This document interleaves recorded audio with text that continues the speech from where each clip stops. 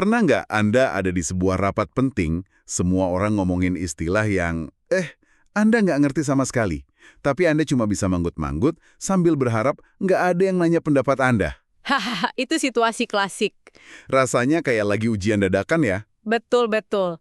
Di satu sisi mau kelihatan kompeten, di sisi lain otak lagi panik. Buka Google diam-diam di bawah meja. Semua orang pasti pernah merasakannya. Nah, hari ini kita bakal bongkar sebuah ide yang menarik banget dari buku The Cheat Code karya Brian Wong. Ini bukan buku motivasi biasa, tapi lebih kayak kumpulan jalan pintas praktis buat sukses di dunia yang serba cepat. Benar. Misi kita kali ini adalah membedah salah satu idenya yang paling provokatif. Kiat 48. Terlihat seolah Anda tahu apa yang Anda lakukan. Kita akan lihat apakah ini soal jadi orang palsu atau justru strategi cerdas untuk belajar sambil tetap kelihatan percaya diri. Konteksnya penting nih. Brian Wong ini bukan sekedar penulis teori loh. Dia itu dapat pendanaan Ventura di usia sangat muda. Lulus kuliah umur 18. Wow, mudah banget. Jadi, semua kiat ini lahir dari pengalamannya sendiri di medan perang startup Silicon Valley, di mana persepsi itu bisa menentukan hidup matinya sebuah ide. Dia harus kelihatan kompeten bahkan saat dia sendiri ya masih belajar. Oke, mari kita langsung masuk ke inti masalahnya. Kiat 48. Gagasan utamanya sebenarnya simpel kan? Orang paling sukses pun seringnya nggak tahu semua jawaban. Nggak tahu sama sekali kadang-kadang. Bedanya, mereka jago banget kelihatan seolah-olah mereka pegang kendali. Bener. Dan Wong memberikan contoh yang sangat gamblang dari pengalamannya. Dia pernah ada di satu pertemuan membahas teknologi suar atau beacon technology. Oke, itu teknis banget kedengerannya. Ya, ini topik yang cukup teknis dan spesifik. Dia ngaku dia cuma tahu dasarnya, tapi di hadapannya ada seorang ahli. Pasti rasanya terintimidasi. Kalau saya mungkin langsung jujur. Maaf, bisa jelaskan dari awal? Nah, itu dia. Tapi dia nggak melakukan itu. Dia khawatir kalau bertanya hal-hal mendasar, dia akan langsung kehilangan kredibilitas. Ah, masuk akal. Tepat. Disinilah strateginya dimainkan. Alih-alih bilang, saya nggak ngerti. Dia mengubah taktik. Dia mulai mengajukan pertanyaan-pertanyaan yang cerdas, tapi sifatnya lebih luas. Lebih ke soal industrinya, bukan teknisnya. Persis. Nah, ini dia contoh pertanyaannya. Menurut Anda, gimana hierarki perusahaan-perusahaan di bidang ini? Atau kira-kira 5 tahun dari sekarang, teknologi suara ini bakal berkembang ke arah mana? Pertanyaan kayak gitu kan nunjukin kalau dia mikir secara strategis. Betul, bukan bingung soal teknis. Dan hasilnya menarik banget. Dengan cara itu, dia berhasil memancing si ahli untuk menjelaskan lanskap industrinya, siapa pemain utamanya, apa tantangannya, dan kemana arahnya. Jadi, dia dapat semua informasi yang dia butuhkan. Dia dapat semua itu tanpa harus kelihatan seperti anak bawang. Disinilah kuncinya. Ini bukan soal tahu semua jawaban, tapi soal pinter bertanya untuk memandu percakapan dan belajar di saat yang bersamaan. Tapi jujur aja, ini kedengeran tipis banget bedanya sama menipu kan? Di mana batasannya menurut buku ini? Kita kan nggak mau jadi penipu profesional. Pertanyaan bagus. Batasannya ada di niat. Tujuannya bukan untuk menipu selamanya, tapi untuk membeli waktu. Oke, membeli waktu. Seperti yang ditekankan Wong, kalau Anda menunjukkan bahwa Anda ingin tahu apa yang Anda lakukan, orang akan cenderung memberimu benefit of the doubt. Mereka melihat potensi Anda untuk belajar cepat. Jadi ini bukan soal saya tahu segalanya, tapi lebih ke saya adalah tipe orang yang bisa mencari tahu segalanya. Niatnya adalah untuk mengejar ketertinggalan, bukan untuk membohongi. Oke, masuk akal. Strategi tadi kan cuma bisa dipakai kalau kita berani ada di ruangan itu dari awal. Tapi gimana caranya supaya kita punya mental nekat untuk masuk ke situasi yang jelas-jelas di luar kapasitas kita? Rasanya itu langkah pertamanya yang paling susah. Nah, buku ini ternyata sudah menyiapkan fondasinya. Ini terhubung langsung dengan Kiat 2, ceburkan diri Anda melebihi kemampuan. Ah, jadi ini prasyaratnya. Betul. Anda harus sengaja menempatkan diri di situasi di mana Anda merasa sedikit bodoh atau tertinggal.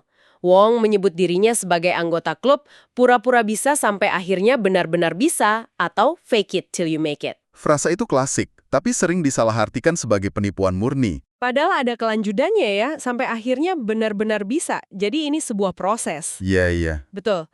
Wong sendiri hidup dengan prinsip itu. Dia cerita soal pengalamannya loncat 4 kelas dan masuk universitas di umur 14 tahun. 14 tahun. Gila. Bayangkan, dia harus beradaptasi dengan lingkungan yang jauh lebih dewasa. Ini memaksanya untuk terus-menerus belajar dengan cepat, hanya untuk bertahan. Pengalaman itu melatihnya untuk nyaman dengan perasaan, oke, saya nggak tahu apa yang terjadi di sini, tapi saya akan cari tahu. Wah, itu pasti rasanya menakutkan banget. Gampang diomongin, tapi pas dijalanin pasti deg-degan setengah mati. Buku ini ngasih solusi buat rasa takut itu nggak? Tentu saja. Soalnya rasa takut gagal atau kelihatan bodoh itu yang seringkali menahan kita. Dan ini membawa kita ke kiat paling pertama. Kiat 1, hargai apa yang Anda miliki dan bunuh rasa takut Anda. Wong mengutip konsep dari psikologi perilaku yang menarik. Apa itu? Otak kita tidak bisa merasakan syukur dan takut secara bersamaan dalam intensitas penuh. Keduanya adalah emosi yang saling bertentangan gitu. Jadi idenya, kalau kita fokus pada kesempatan yang ada di depan mata, rasa syukur karena bisa berada di ruangan itu, maka rasa takut akan kegagalan bisa sedikit diredam. Tepat. Kuncinya adalah mengubah pola pikir dari apa yang akan saya rugi menjadi apa yang bisa saya dapatkan. Wong bilang, bertindaklah seolah-olah Anda tidak akan rugi apa-apa. Nothing to lose mindset? Betul. Kalaupun gagal, Anda paling hanya kembali ke titik awal. Pola pikir ini yang menjadi bahan bakar untuk berani menceburkan diri sesuai kiat 2. Oke, jadi alurnya jelas, kiat 1 memberikan keberanian, kiat 2 mendorong kita masuk ke arena, dan di sanalah kiat 48 menjadi senjata kita untuk bertahan dan belajar. Persis. Oke, jadi mental sudah siap, kita sudah ada di dalam ruangan yang menantang itu, tapi kan penampilan kompeten itu bukan cuma soal pertanyaan cerdas. Cara kita bicara secara umum juga ngaruh banget. Gimana buku ini ngebahas soal taktik komunikasi untuk mendukung citra ini? Ada satu kiat yang sangat kuat, yaitu kiat 7, jangan bertanya, umumkan. Oh, Wang menyebutnya sebagai trik pikiran Jedi. Gampangnya, saat Anda mengumumkan sesuatu dengan percaya diri, orang cenderung berasumsi Anda sudah memikirkannya matang-matang, dan itu adalah sebuah fakta, bukan proposal. ini menarik. Jadi alih-alih, boleh nggak kalau kita coba cara X? Lebih baik bilang, oke, rencana kita selanjutnya adalah melakukan X. Begitu ya? Persis, dia kasih contoh dari pengalamannya memimpin rapat dewan direksi. Dia nggak pernah mulai rapat dengan bertanya, apakah semua setuju dengan agenda ini? Kenapa nggak? Itu membuka ruang untuk perdebatan tak berujung. Sebaliknya, sebelum rapat, dia akan bicara satu persatu dengan setiap anggota dewan, mendiskusikan agendanya secara informal. Persiapan di belakang. Betul, baru di dalam rapat dia hanya mengumumkan, baik, ini agenda kita hari ini. Ini kan soal framing ya. Dengan mengumumkan, kita yang ngatur alur pembicaraan dan memaksa orang lain bereaksi terhadap agenda kita. Jauh lebih kuat daripada meminta izin. Dan menyerahkan kontrol, tepat. Tapi ini ada risikonya nggak sih? Kalau kita asal mengumumkan sesuatu yang salah besar, bisa-bisa malah kelihatan sombong dan ya nggak kompeten. Tentu ada risikonya, dan itu poin yang sangat valid. Kuncinya ada di persiapan di belakang layar, seperti yang Wong lakukan. Dia tidak asal mengumumkan. Dia sudah melakukan pekerjaan rumahnya. Benar, dengan lobby satu persatu. Jadi tindakan mengumumkan itu bukan arogansi, tapi puncak dari sebuah proses persiapan. Tanpa persiapan, taktik ini bisa jadi bumerang yang mematikan. Oke, jadi ini bukan soal nekat buta. Ada kiat komunikasi lain yang relevan. Ada, dan ini melengkapi kiat sebelumnya. Kiat 35, langsung ke intinya. Get to the point. Buku ini menegaskan bahwa kesederhanaan adalah tanda pemahaman. Kerumitan dan bahasa yang berbelit-belit seringkali justru topeng untuk menyembunyikan kebingungan. Benar juga. Orang yang benar-benar tahu apa yang mereka lakukan bisa menjelaskannya dengan singkat dan jelas. Seperti kutipan Einstein, jika Anda tidak bisa menjelaskannya secara sederhana, berarti Anda tidak cukup memahaminya. Tepat sekali. Wong mencontohkan perusahaannya sendiri Kip. Dia bisa menjelaskan konsep bisnisnya yang rumit dalam satu kalimat. Cuma satu kalimat. Satu kalimat. Kami membantu brand memberikan hadiah nyata kepada pengguna saat mereka mencapai sesuatu di dalam game atau aplikasi. Jelas, padat, dan langsung ke intinya. Gaya komunikasi seperti ini secara otomatis memproyeksikan kepercayaan diri dan kejelasan berpikir. Ini memperkuat kesan bahwa Anda tahu apa yang Anda lakukan. Kalau kita tarik benang merahnya, semua kiat ini berpura-pura tahu, berani nekat, komunikasi tegas kayaknya bisa bikin orang jadi arogan kalau nggak hati-hati. Nah, itu dia. Gimana cara menyeimbangkan semua penampilan luar yang kuat ini supaya kita nggak jadi orang yang menyebalkan dan tetap mau belajar?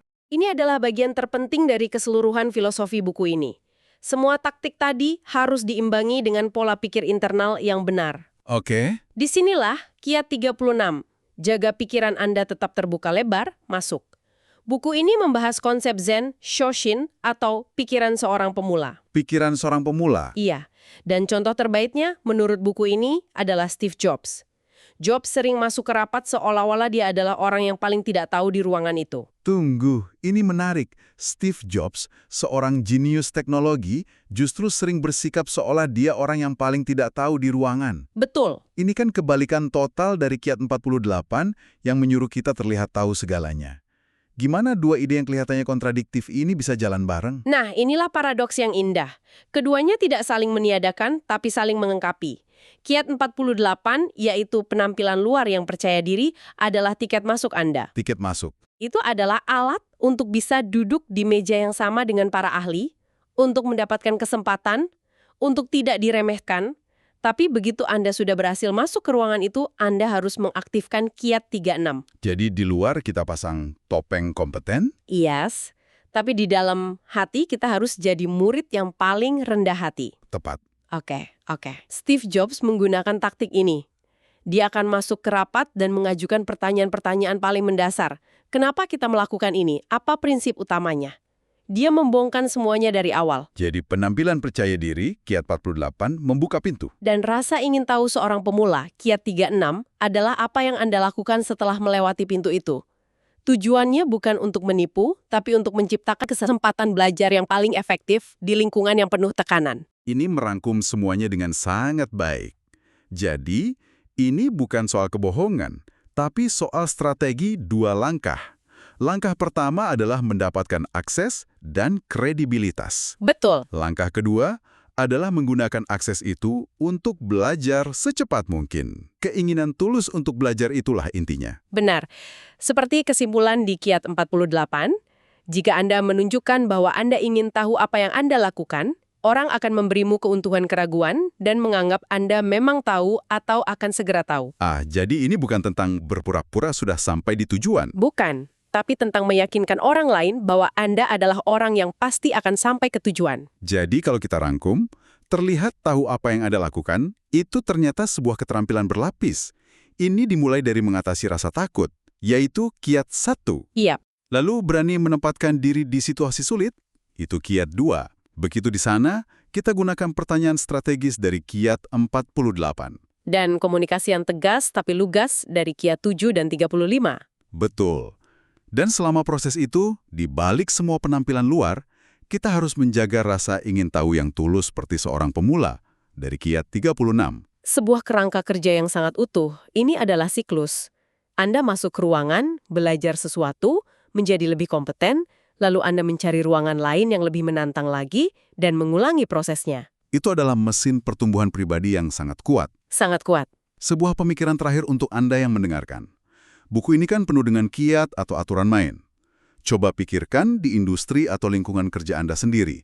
Apa satu aturan tak tertulis atau kebiasaan lama yang diikuti semua orang hanya karena, memang dari dulu begitu?